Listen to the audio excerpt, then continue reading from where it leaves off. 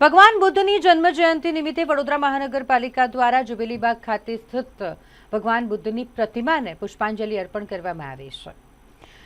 સમગ્ર વિશ્વમાં શાંતિ અને અહિંસાના પ્રણેતા ભગવાન બુદ્ધની જન્મ જયંતિ હોય આજે તેમને જન્મ જયંતિ નિમિત્તે પુષ્પાંજલિ અર્પણ કરવામાં આવી। વડોદરા શહેરના જુબેલીબાગ ખાતે તેમની પ્રતિમા આવેલી છે અને ત્યાં આજે તેમની જન્મ જયંતિ નિમિત્તે એક ખૂબ જ પ્રેરણાદાયી દ્રશ્ય સામે આવ્યું કે જ્યાં એક નાની બાળકી જેણે ભગવાન બુદ્ધની પ્રતિમા આગળ શીશ ઝુકાવ્યું અને તેમને નમન કર્યા। બાળપણથી જ બાળકોમાં આ પ્રકારની ભાવના જોવા મળતું હોય તેવું આ પ્રેરણાદાયી દ્રશ્ય સામે આવ્યું હતું। વાત કરીએ વડોદરા મહાનગરપાલિકાના અધિકારીઓની, તેઓ જુબેલીબાગ પાસે આવેલી ભગવાન બુદ્ધની પ્રતિમા પાસે પહોંચ્યા હતા, તેમને ફૂલહાર કરી અને તેમને પુષ્પાંજલિ અર્પણ કરવામાં આવી। સાથે સાથે આજે જ્યારે ગુજરાત સ્થાપના દિવસ હોય તો વડોદરાવાસીઓને પણ ગુજરાત સ્થાપના દિવસની શુભકામનાઓ પાઠવી હતી। આજરોજ ભગવાન બુદ્ધની જન્મજયંતિ છે। આજે મોટી સંખ્યામાં વડોદરા મહાનગરપાલિકાના અધિકારીઓ, કર્મચારીઓ અને નાગરિકો ઉપલબ્ધ અહીંયા હાજર છે અને અમે બધાએ ભગવાન બુદ્ધને શ્રદ્ધાસુમન અર્પણ કર્યા છે અને પુષ્પાંજલિ કરી છે।